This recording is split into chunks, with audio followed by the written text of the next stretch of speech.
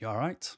My name's Paul. I've got autism and I make random videos based on my version of autism and the way my head works. And I stick the videos on the internet in case you fancy giving them a watch. I hope you're doing all right. I'm not. Got to be honest, it's red hot again in England, 32 degrees today.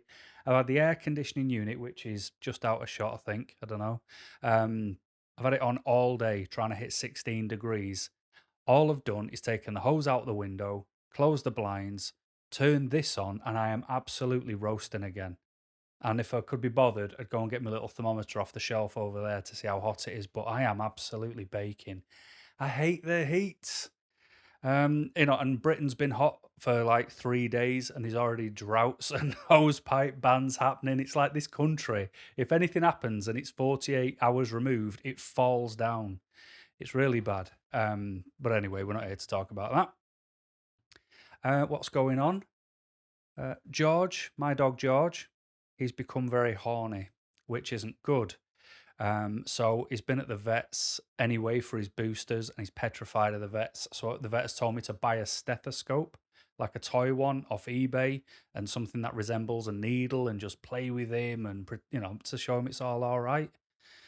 Um, Yeah, but I'm basically going to see about getting him the male implant because the idea of having his, bits chopped off as a bloke, I feel that, and I feel bad. Like if he's looking at me with a cone on his head saying, I really want to lick where he used to have something, I'd feel really bad. So I'm going to try the more holistic approach first, I think is the best way of putting it.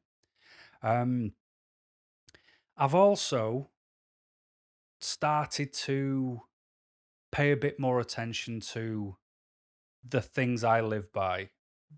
And what I mean by that is I've said before a million times that my life got better the day I realized that there are some things in this life I cannot control and there are some things I can. So the things I cannot control, I really need to just stop worrying about them because what can I do about it if they are out of my control? So I just then focused all my energy and interest and happiness, I suppose, in what I can control. And it might make me sound selfish or whatever, but it's a tough world we all live in, and I have to have some self-preservation too, I'm afraid. So, what I realized is in the things I can control, I wasn't controlling a few things what I could have done better on, and there's so what I've basically done is, and I think I don't know, I just ended up having a bit of a wobble. I just sort of was when you get that drive all of a sudden, you just get a kick up the backside from yourself going, come on, we need to pull it together. And I realized I needed to lose some weight because, I'm rolling on my back like a hedgehog trying to put socks on. That's not a normal way to put socks on. I was going through clothes, which I'll get to, and realized I had a lot of smaller clothes. Um, but just realized I needed to sort my eating out because I put a lot of weight on over COVID because I wasn't going anywhere or doing anything. And then COVID lifted, and I just didn't have the oomph to sort of get back up and get out because it was hard to go back out again. And because my knee, which is still knackered, I still can't do anything on it. So that's difficult to even try. But what I have done over the past 2 or 3 weeks is I've really sorted out the way I eat. I've cut takeaways out, I've reduced fizzy sodas, I've snacks that I would have on a weekend, any alcohol, I've just knocked it all on the head. And like tonight for tea, my evening meal, what I've had was like small tortillas, like these mini tortillas, because I prefer the smaller ones than the bigger ones. And just threw some steak on, chopped it up, and threw it in with a bit of garlic, mayo, and red onion and lettuce, and folded them up and ate them.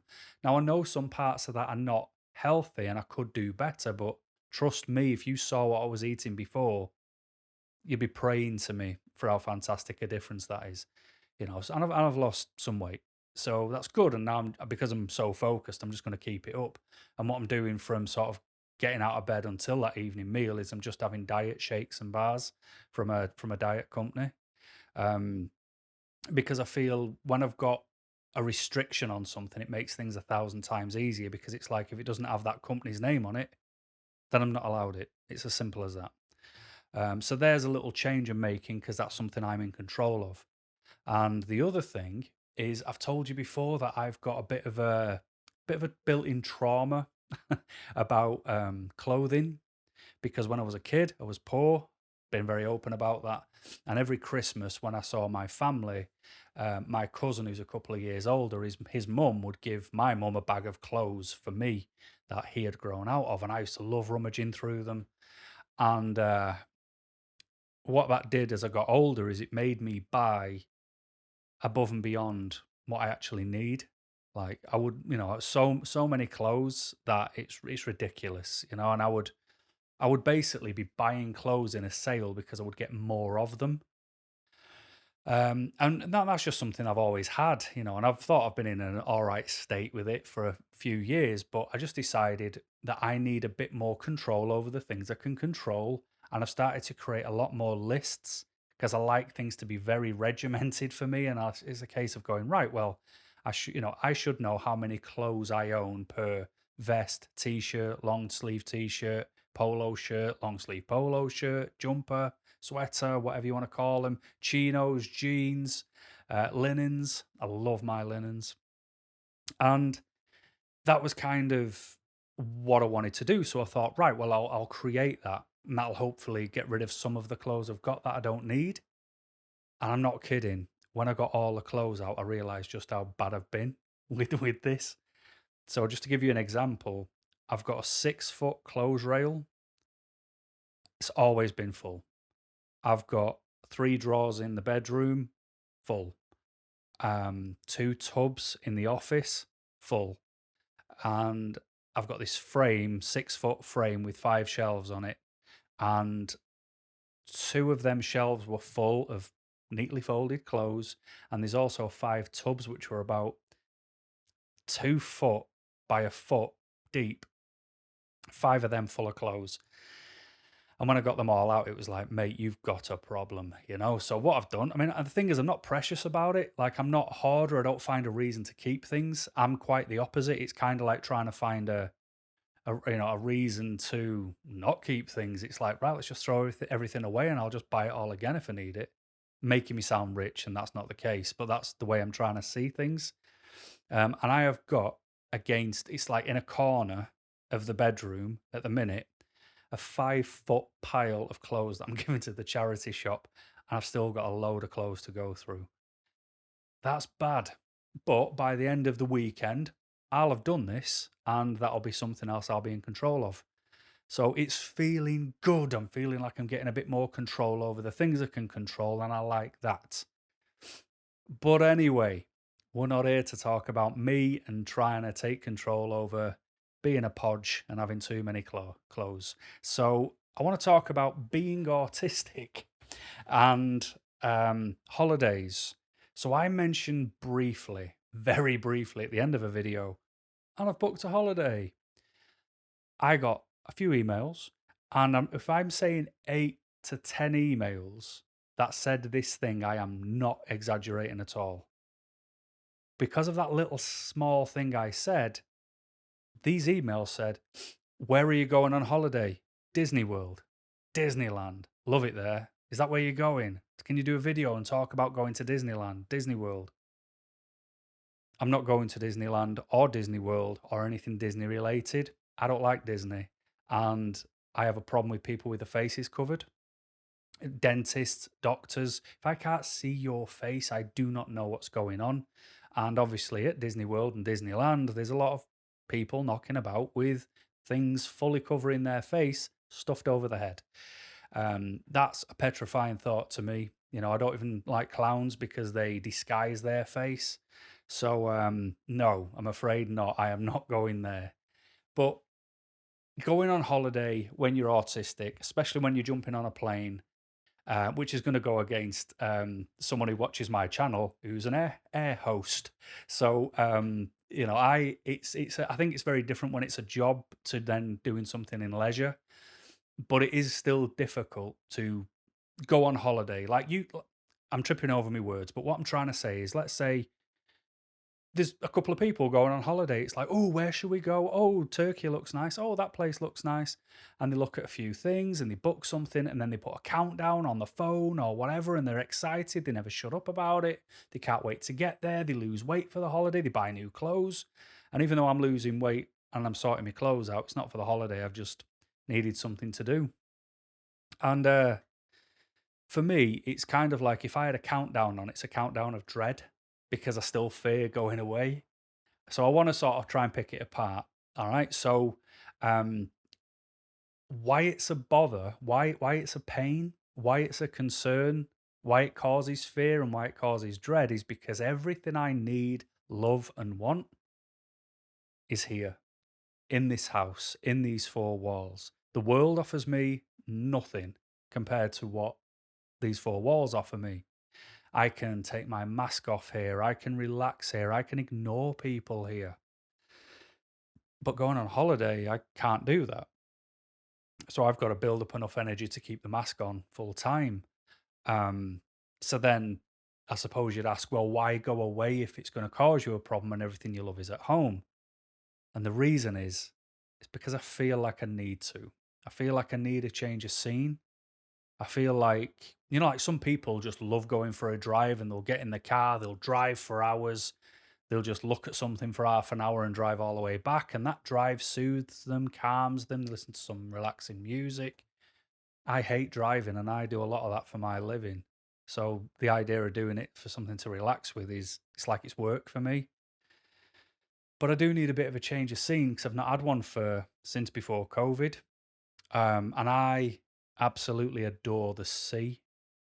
I feel like I'm connected to it somehow. Like when you see those people who go, oh, they've raised a lion or something, and it's like, oh, we've got a connection.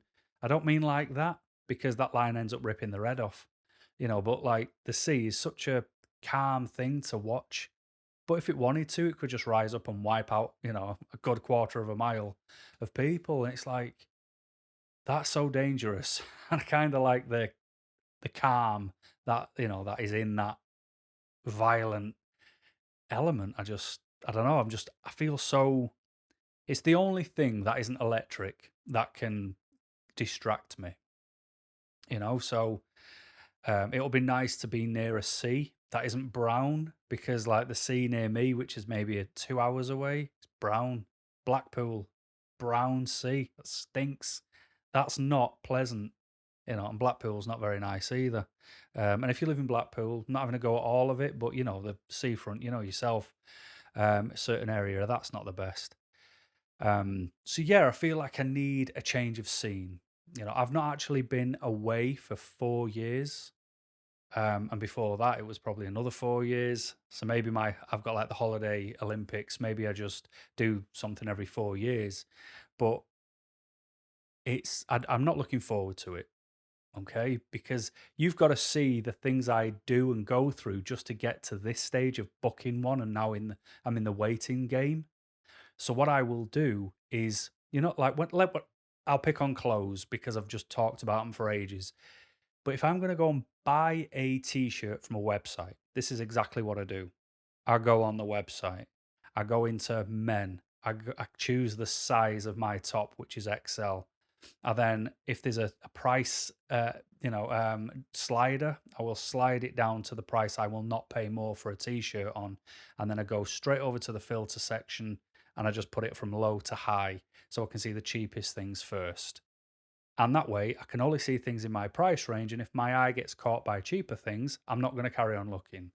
Okay, so that's kind of what I do with holidays. But like there's some countries I absolutely will not go to. So I don't even select them on my search. There's times a year I won't go. I have to go in September because for me, because of the way I work, like I will work and work and work and work until I start to feel like I need a break. Because people book holidays when they want to. I book them because I need to, because I have to save them because I'm so afraid of burnout and knowing that I need longer than other people. And the later the year goes on, if I've saved up enough holidays, I can take long weekends. And that's a lovely feeling for me towards the end of the year.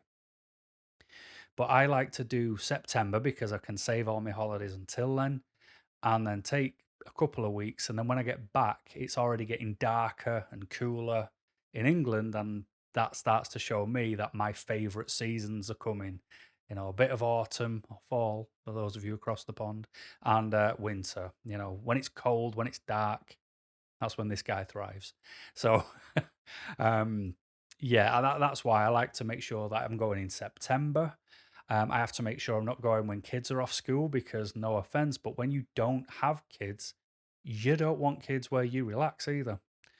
Um, I also will look at the time of flights. So I have to make sure I'm going in the morning. I don't see the point in going any later than a morning flight. And by morning, I mean all the way up to 11:59. But I don't see the point in going later because by the time you land, get sorted, get there, you might be all right for a couple of drinks and then it's bed. But that's your first day. No, I don't want that. But then, to be fair, on the way home, I'm also the same. I want to go early because I hate waiting for things. And that's why I've booked this holiday. I don't know, what was it, 12 weeks or something before I'm actually going? I know it wasn't a long period before I was going because I hate waiting for things because I get anxious. Even if it's for good things, I get anxious because you start to think of all the things that could potentially go wrong and the world of an anxious brain, I guess. So I have to make sure it's on a beachfront because I love the sea.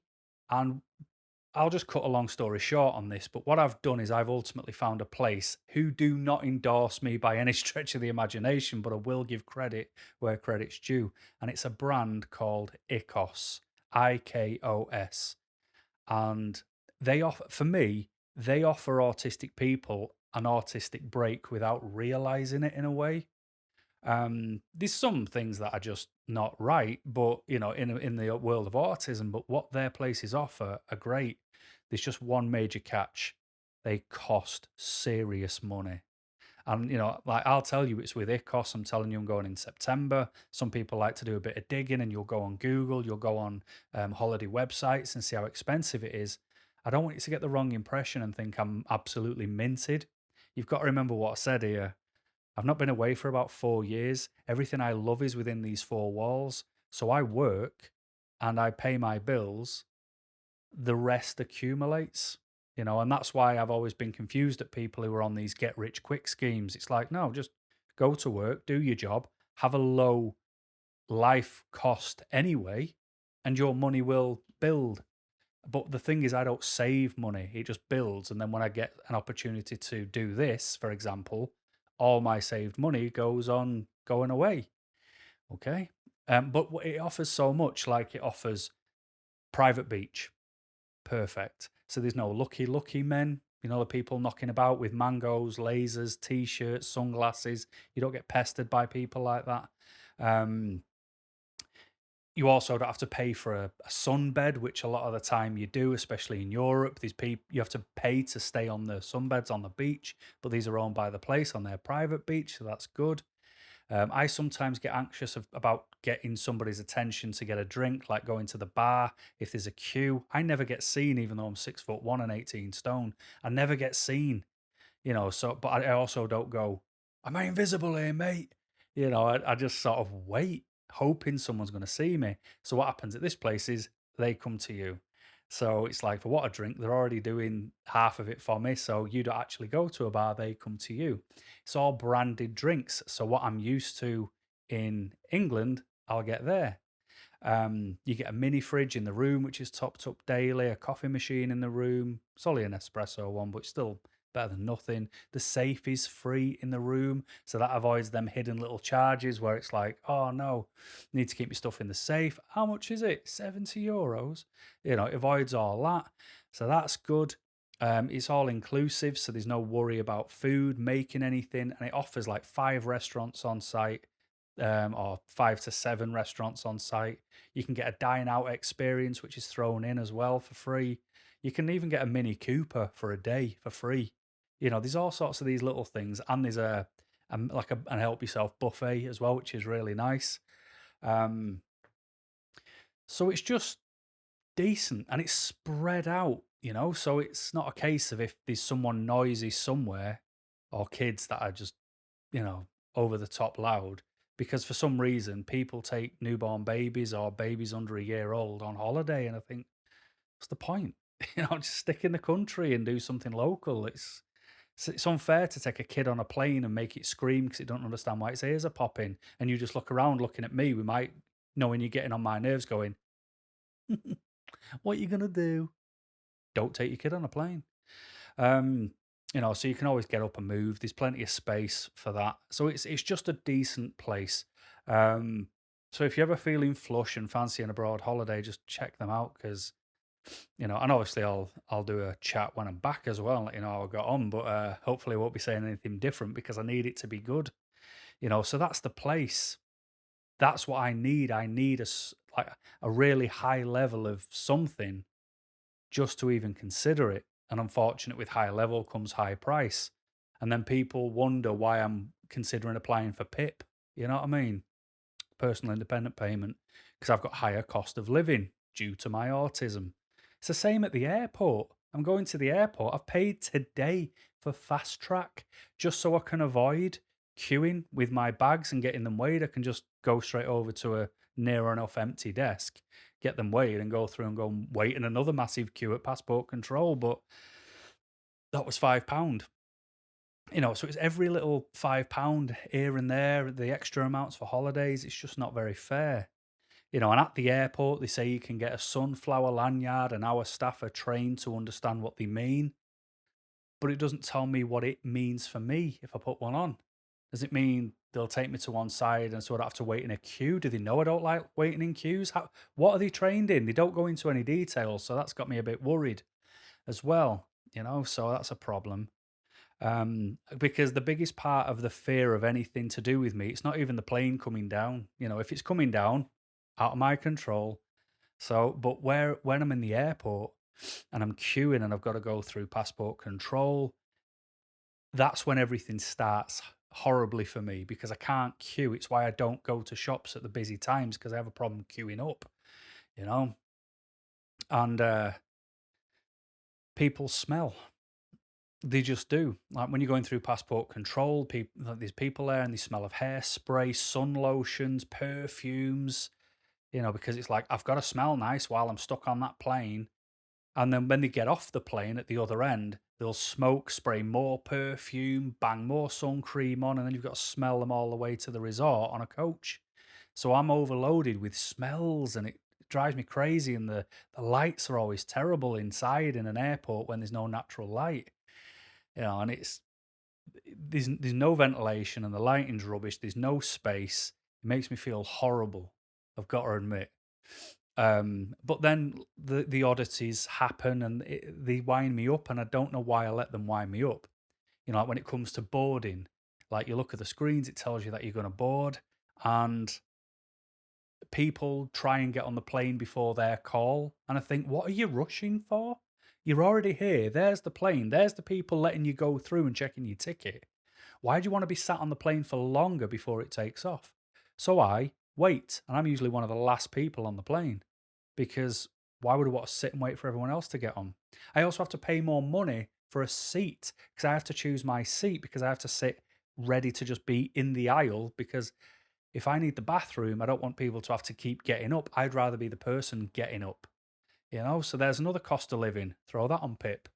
So, and then when you land, what do people do? They stand up before the doors are open. What are you doing? You're not going to open, and even if they open the door, you're just going to fall out and hit the floor because the skywalk's not there or the steps aren't there. So what are you doing? And then they get off, they barrel it all the way to, collect their luggage, which is still on the plane. And then when it's finally coming around the carousel, when I've just leisurely walked up, I get my bag leisurely. And if everybody's queuing and they're all making shoulder to shoulder, not letting me in, I don't push in, I just wait. And then I get my bag, and then I'm the last one on the coach as well. So they've all been waiting for me because they were all in such a rush. And then when we get to the resort, this is the bit they don't think of because my bag went off last. It's coming off first. So I get to check in sooner. Who's the clown now? So, yeah, and the good thing again about ICOS, sorry to bang on about the place, but check in, you're not in a queue. You just go into this lounge, you all get a seat, you get given a cool towel, um, and a glass of whatever you want to drink, and then they come and give you a key, a map, and you go to your room. And the bags get dropped off, so you don't need to take your bags with you. So that bit's good. So yeah, people are tricky for me. The whole process would be easier if it wasn't for the humans alongside it. But I'll try to unwind, but this is where I need your help. I've got no idea what to do while I'm there. I wanted a Steam Deck. I can't get a Steam Deck. I can get one between October and December, but I go on holiday in September because for some reason you can't just buy them, and they don't make enough. So that's drove me crazy. I'm not taking a laptop with me.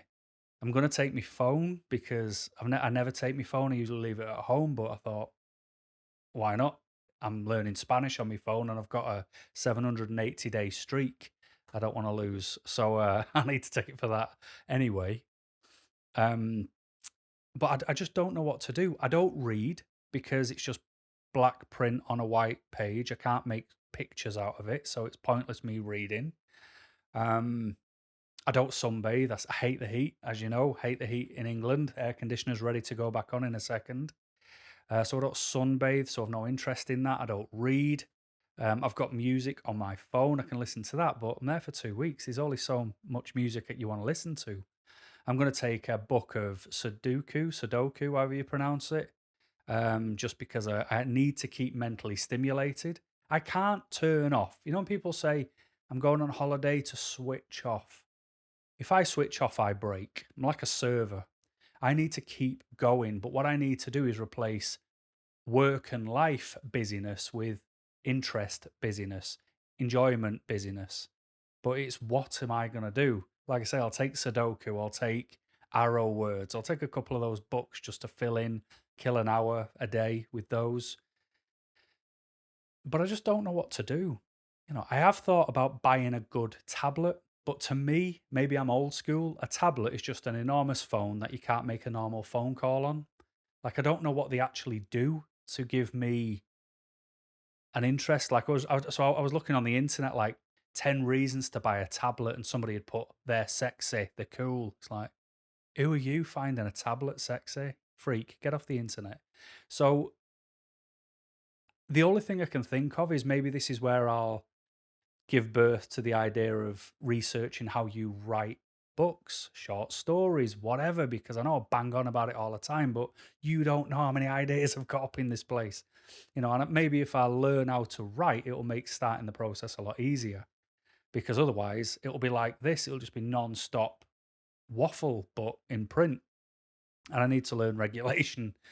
But I'm lost without doing things. I can't not do things. I play a game called Township on my tablet at night now. I do Spanish on my phone at night just for 5 minutes. And I'm not progressing really. I'm just doing refreshers all the time.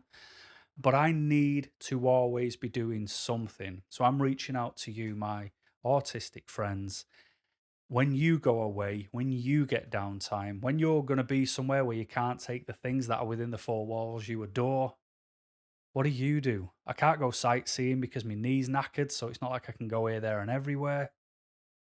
So apart from sitting there watching the sea, I'm a bit lost of what to do, and it's actually making me a bit nervous because I'm fearful that I've spent a hell of a lot of money to go here, and I'm not going to enjoy being there because I'll just want to be back to my PC, play Football Manager, things like that. So the whole point of the video was to get to this bit to ask you for your help because I need it. So if you can help, I'd appreciate it. Thanks for watching, and until next time, keep smiling.